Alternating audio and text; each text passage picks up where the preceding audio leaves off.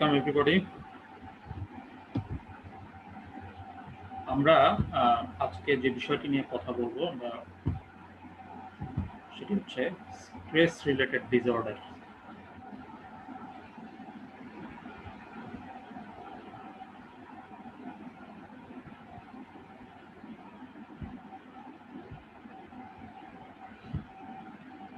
আচ্ছা, যে বিষয়টি নিয়ে আমরা আজকে কথা বলবো সেটা হচ্ছে স্ট্রেস রিলেটেড ডিসঅর্ডার। তো কিছু কমন স্ট্রেস রিলেটেড ডিসঅর্ডার যেটা আমরা খুব কমনলি ফেস করি বা কমনলি আমরা পেশেন্ট পাই সেগুলো হচ্ছে একটা হলো অ্যাকুট স্ট্রেস ডিসঅর্ডার, আরেকটা হচ্ছে পোস্ট ট্রমাটিক স্ট্রেস ডিসঅর্ডার এবং আরেকটি হচ্ছে অ্যাডজাস্টমেন্ট ডিসঅর্ডার। আরও কিছু স্ট্রেস ডিসঅর্ডার আছে, আমরা সেগুলো নিয়ে এখানে আলোচনায় আসবো না। তো এর মধ্যে সবচেয়ে কমনলি আমরা যেটা পাই সেটা হচ্ছে অ্যাকিউট স্ট্রেস ডিসঅর্ডার। এখন অ্যাকিউট স্ট্রেস ডিসঅর্ডারটা কি বা কখন হয়? এটা হচ্ছে exposure to actual or threatened death, serious injury or sexual violation in one or more of the following ways. অর্থাৎ মানে একেবারে থ্রেটেন্ড ডেথ, মানে আমি মরে যেতে পারতাম এরকম কোনো ঘটনা, বা আমাকে মেরে ফেলা হতো, বা আরেকটু হলে আমি মৃত্যুর মুখে পড়ে যেতাম, এবং সিরিয়াস কোনো ইনজুরি, যে আমি মারা যাইনি ঠিক আছে কিন্তু আমার খুব সিভিয়ার কোনো ইনজুরি হয়েছে অথবা সেক্সুয়াল ভায়োলেন্স হয়েছে, এরকম কোনো ঘটনার মধ্যে যদি আমি এক্সপোজ হয়ে যাই। কিভাবে এক্সপোজ হব? একটা হচ্ছে directly experiencing the traumatic event, যে আমি একেবারে সরাসরি আমি নিজে এই ঘটনাটা ভেতরে পড়েছি, মানে আমার সাথেই ঘটনাটা ঘটেছে, আমাকেই মেরে ফেলার চেষ্টা করা হয়েছে, বা আমি কোনো একটা দুর্ঘটনার শিকার হয়েছি, আমি কোনো একটা ভায়োলেন্সের শিকার হয়েছি, এরকম হতে পারে। দ্বিতীয়টা হতে পারে witnessing in person or events as it ochre to others. অর্থাৎ আমার সাথে হয়নি কিন্তু আমার চোখের সামনে ঘটেছে এরকম কোনো ঘটনা, যে কাউকে হয়তো বা মেরে ফেলেছে, কেউ কাউকে হয়তো বা হত্যা করেছে, আমি সেটা দেখেছি, কেউ কারোর সাথে ভায়োলেন্ট কিছু করেছে বা ভায়োলেন্স হয়েছে কারোর সাথে, সেটা আমি নিজে চোখে দেখেছি। এ ধরনের কোনো একটা অপ্রীতিকর বা কোনো ট্রমাটিক ইভেন্ট আমি উইটনেস করেছি। আরেকটা হতে পারে learning that the event ochre two a close family member or close friends. অর্থাৎ আমি দেখিও নি বা আমার সাথে হয়নি কিন্তু আমার খুবই ক্লোজ, আমার আমার একেবারে পরিবারের লোকজন, আমার বাবা মা ভাই বোন, বা আমার একেবারে খুবই কাছের কোনো একজন বন্ধু, তার সাথে এই ঘটনাটা ঘটেছে। হ্যাঁ, এখানে হচ্ছে যে in case of actual or threatened death of family member or friend the events must have been violent or accidental. যেটা হচ্ছে যে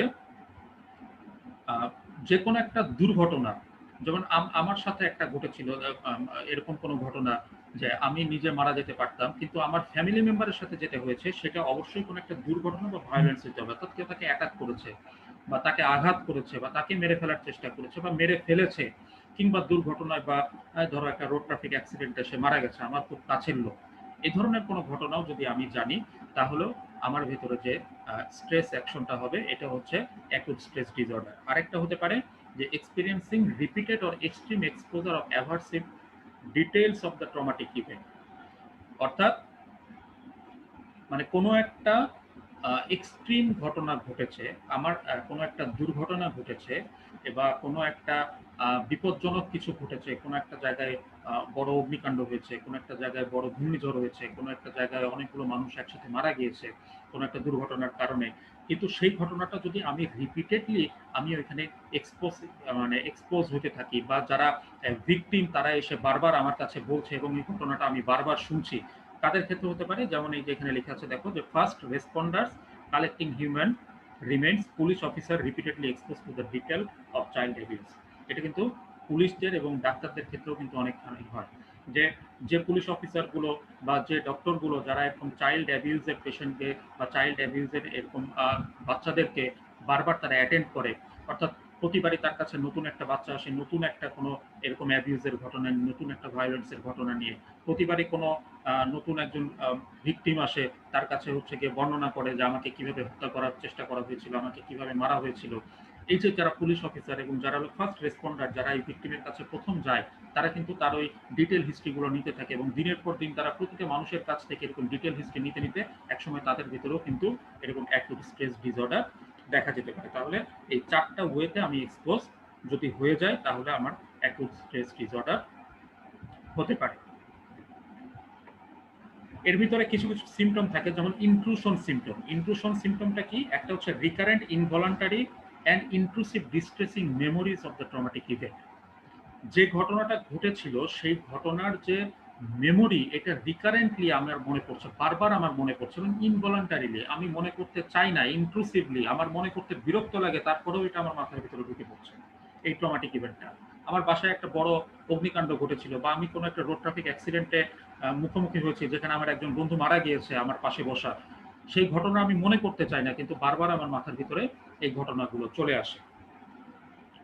In case of children, repetitive play may occur, which is the theme of the aspect of the traumatic event. যেমন বাচ্চারা, যেমন কোনো একটা যদি গাড়ি অ্যাক্সিডেন্টের বা কার অ্যাক্সিডেন্টের হয়তো বা ভিকটিম হয়ে গেল কোনো একটা বাচ্চা, এরপরে দেখা যাবে যে সেই বাচ্চা বড়দের মতো করে এভাবে হয়তো প্রকাশ করতে পারবে না, কিন্তু বারবারই সে দেখা যাবে একটা গাড়ি নিয়ে খেলছে, সেই গাড়িটা কারোর সাথে ধাক্কা খাচ্ছে।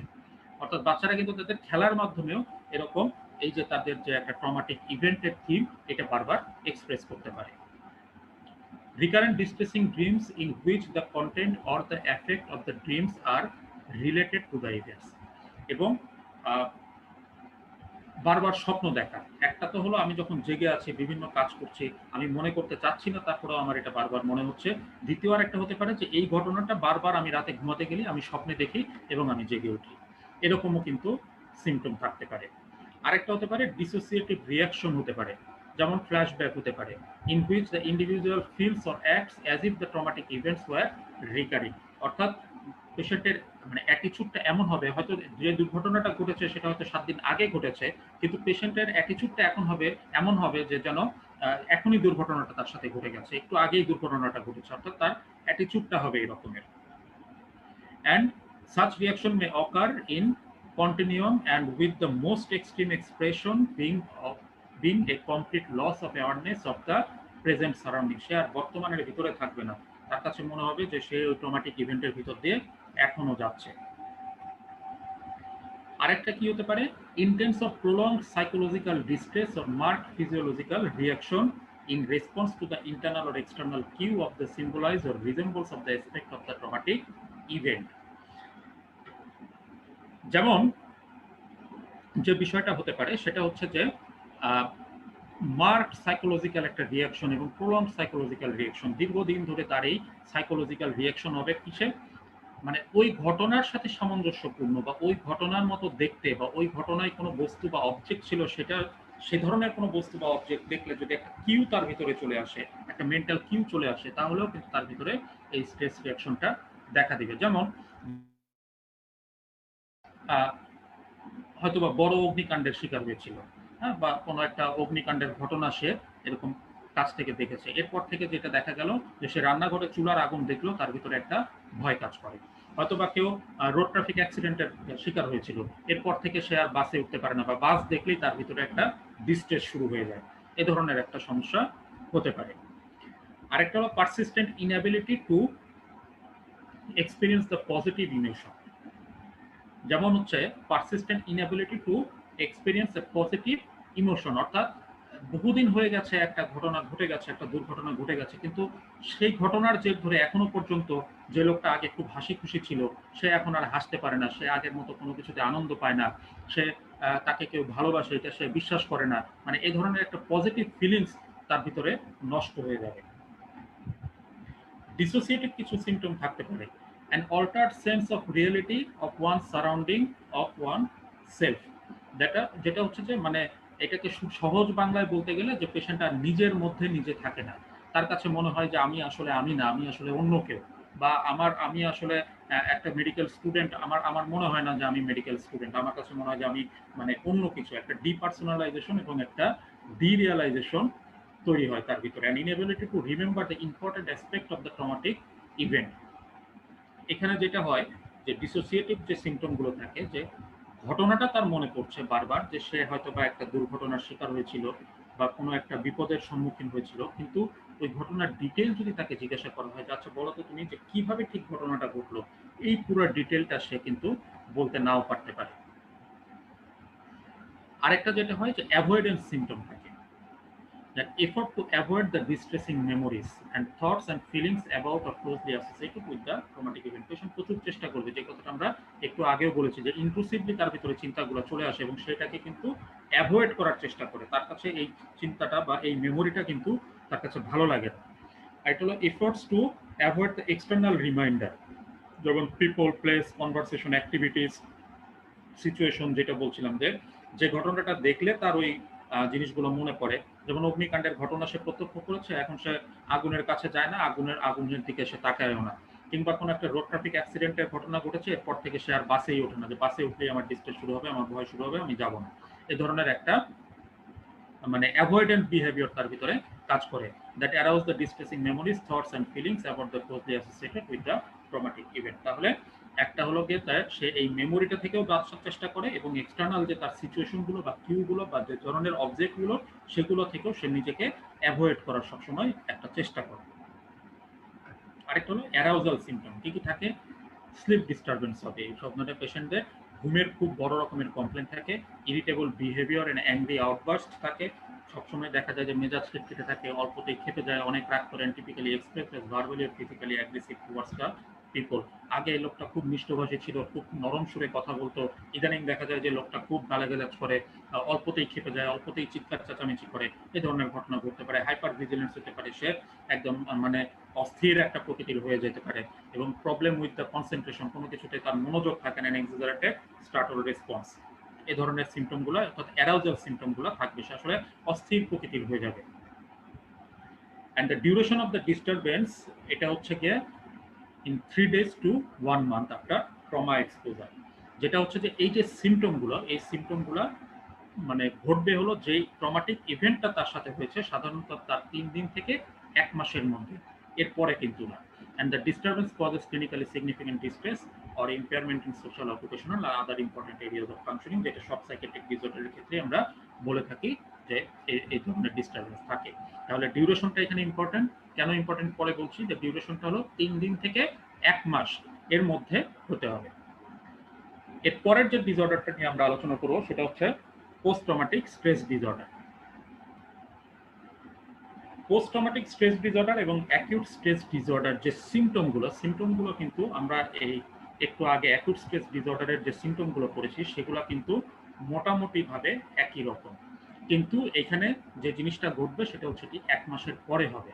And witness or experience of an event that involved actual or threatened death or injury and the feeling of intense fear, horror and helplessness. এবং এখানে সবচেয়ে বড় যে ইম্পর্টেন্ট কথাটা হচ্ছে, the person must relive the event in some ways, যেমন তার dream হবে, ফ্ল্যাশব্যাক হবে, ইন্টারনাল ডিস্ট্রেস হবে এবং ফিজিওলজিক্যাল রিঅ্যাকশনগুলো হবে। এটা হচ্ছে সবচেয়ে বড় এখানে, যে ফ্ল্যাশব্যাকটা তার হইতে থাকবে, সেই ঘটনাটা ভুলতে পারবে না, 1 মাসের পরেও সে এই ঘটনাটা ভুলতে পারবে না। এবং তার ভিতরে অ্যাভয়েডেন্ট বিহেভিয়ার থাকবে, হাইপার অ্যারাউজাল বা মুড ইনস্টেবিলিটি এগুলো থাকবে, and unusually persistent for at least 3 months. যে এটা যেহেতু আমরা বলেছিলাম যে অ্যাকিউট স্ট্রেস ডিসঅর্ডারে 3 দিন থেকে 1 মাসের ভিতরে এই সমস্যাগুলো থাকে, কিন্তু পোস্ট ট্রমাটিক স্ট্রেস ডিসঅর্ডারের ক্ষেত্রে যেগুলো হচ্ছে কি আমাদের 3 মাসের পরেও এই সমস্যাগুলো থাকবে, যে 3 মাস কমপক্ষে এটা পারসিস্ট করবে, অ্যাটলিস্ট ফর 3 মাস, 3 মাসের পরেও কিন্তু থাকতে পারে, অর্থাৎ দীর্ঘ সময় ধরে এই রিঅ্যাকশনগুলো তার ভিতরে চলতে থাকবে। এখন ট্রিটমেন্টের ক্ষেত্রে যে বিষয়টি সেটি হচ্ছে, প্রথম কথা হলো মেডিকেশন। আসলে এই stress disorder, acute stress disorder বা পোস্ট ট্রমাটিক স্ট্রেস ডিসঅর্ডার, এখানে মেডিকেশনের রোল আসলে খুব কম। মেডিকেশনটা আমরা আসলে সাপোর্টিভ হিসেবে ব্যবহার করি।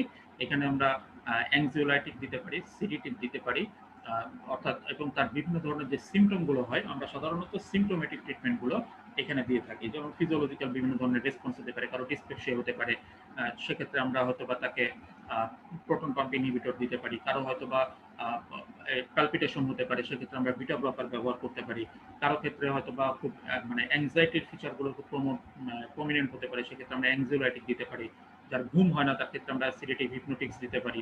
এই ধরনের আমরা সিমটোমেটিক আসলে মেডিকেশনগুলো দিই। বেসিক্যালি এখানে আমাদের যে জিনিসগুলো লাগে সেটা হচ্ছে সাইকোথেরাপি। সাইকোথেরাপির ভিতরে প্রথম যে বিষয়টি সেটি হচ্ছে গিয়ে এক্সপোজার থেরাপি, এবং এরপরে আমাদের হলো গিয়ে সাপোর্টিভ সাইকোথেরাপি। আরেকটা সাইকোথেরাপি আমরা খুব ব্যবহার করি, সেটা হচ্ছে eye movement desensitisation and reprogramming. এটা শুধু নামটা জেনে রাখো, আমি আন্ডার গ্রাজুয়েট লেভেলে এটা নিয়ে আসলে আর খুব বেশি দূর আগাতে চাচ্ছি না। তো বেসিক যে জিনিসটা ইনফরমেশন আমাদের কাছে, সেটা হচ্ছে কি এই ধরনের আমাদের স্ট্রেস ডিসঅর্ডারের ক্ষেত্রে আমাকে আগে বুঝতে হবে যে প্রথমে এখানে কি কি সিমটম থাকবে এবং সিমটমগুলো কতদিন থাকবে। তাহলে প্রথম যে 4টা কথা, এই 4টা কথা ইম্পর্টেন্ট, যে আমি ডিরেক্টলি এক্সপেরিয়েন্স করব, অথবা আমি কোনো একটা দুর্ঘটনা বা ট্রমাটিক ইভেন্টে সাক্ষী থাকবো বা উইটনেস হব, অথবা আমার ক্লোজ কোনো রিলেটিভের সাথে হয়েছে সেটা আমি জানবো, অথবা অন্য কোনো ভিকটিম যারা এই ঘটনার মুখোমুখি হয়েছে তাদের কাছ থেকে রিপিটেডলি আমি এই ঘটনার ডিটেল জানতে থাকবো। তারা হচ্ছে গিয়ে এটার ক্ষেত্রে ভালনারেবল। এবং সিমটমের ভিতরে ইনক্লুসিভ সিমটম, যেটা বললাম যে মনে করতে চাই না তারপরেও আমার কাছে মনে হবে, এটাই হচ্ছে সবচেয়ে বড় কথা। সেটা জেগে থাকা অবস্থায় মনে হতে পারে, বারবার স্বপ্ন দেখতে পারি, বা ডিসোসিয়েটিভ রিঅ্যাকশন হতে পারে। আরেকটা হচ্ছে ডিসোসিয়েটিভ সিমটম করে অ্যাভয়েডেন্ট সিমটম, যে আমি ঘটনাটা যেন আমার মনে না পড়ে, ঘটনাটা যেন আমি বারবার আমার কাছে চলে না আসে, এই জন্য আমি ঘটনাটাকে বারবার অ্যাভয়েড করার চেষ্টা করি। এবং অ্যাভয়েড করার জন্য আমি বিভিন্ন পদক্ষেপ নিই, যে ঘটনাগুলো, যে অবজেক্টগুলো, যে সিচুয়েশনগুলো এই ঘটনার সাথে জড়িত ছিল, সে ধরনের কোনো ঘটনা বা অবজেক্টের মুখোমুখি যেন আমাকে না হতে হয়, সেইভাবে আমি সবসময় এটাকে অ্যাভয়েড করার চেষ্টা করি। এবং কিছু অ্যারাউজাল সিমটম, যেমন আমার ঘুম কমে যাবে, আমার বিহেভিয়ার ইরিটেবল হবে, এবং আমার প্রচন্ড রাগ হবে, আমি খুব অস্থির প্রকৃতির হয়ে যাবো, আমার মনোযোগ থাকবে না, ইত্যাদি ইত্যাদি। এবং হচ্ছে গিয়ে অ্যাকিউট স্ট্রেস ডিসঅর্ডারের ক্ষেত্রে আমার ডিউরেশন 3 দিন থেকে 1 মাস। আর হচ্ছে গিয়ে পোস্ট ট্রমাটিক স্ট্রেস ডিসঅর্ডারের ক্ষেত্রে আমার ডিউরেশন হতে হবে কমপক্ষে 3 মাস, অর্থাৎ 1 মাসের পরেও, এবং অ্যাটলিস্ট 3 মাস। আরেকটা হলো ইম্পর্টেন্ট জিনিস, যে পোস্ট ট্রমাটিক স্ট্রেস ডিসঅর্ডারের ক্ষেত্রে আমার যেটা হবে সেটা হচ্ছে ফ্ল্যাশব্যাক হতে থাকে। 3 মাসের পরেও দেখা যাবে ফ্ল্যাশব্যাক হবে, এবং এই ফ্ল্যাশব্যাকের কারণেই আমার বারবার ভয় হবে, আমার ভিতরে হরর একটা অনুভূতি হবে, একটা হেল্পলেসনেস আমার ভিতরে কাজ করবে। তো এইগুলোই হচ্ছে মোটামুটি স্ট্রেস ডিসঅর্ডার। আরেকটা স্ট্রেস ডিসঅর্ডার ছিল অ্যাডজাস্টমেন্ট ডিসঅর্ডার। অ্যাডজাস্টমেন্ট ডিসঅর্ডার নিয়ে আমি এখানে খুব বেশি কিছু আলোচনা করিনি। যে কোনো পরিবর্তিত পরিস্থিতিতে যখনই আমি যাব, সে ধরনের আমার ভিতরে এক ধরনের স্ট্রেস কাজ করবে, যে কোনো একটা পরিস্থিতির সম্মুখীন হলাম, যে পরিস্থিতিটাকে আমি ঠিক অ্যাভয়েড করতে পারছি না, সেই পরিস্থিতিটাকে আমি মেনেও নিতে পারছি না, এ ধরনের একটা পরিস্থিতিতে গেলেও আমার ভেতরে এই ধরনের একটা স্ট্রেস রিঅ্যাকশন কাজ করতে পারে। এটাই হচ্ছে অ্যাডজাস্টমেন্ট ডিসঅর্ডারের মেইন কথা। আর আজকে এই পর্যন্তই। খুব অল্প কথায় এটুকু মনে রাখলেই চলবে। তাহলে ধন্যবাদ সবাইকে। আশা করি সবাই ভালো থাকবে। খুদা হাফেজ।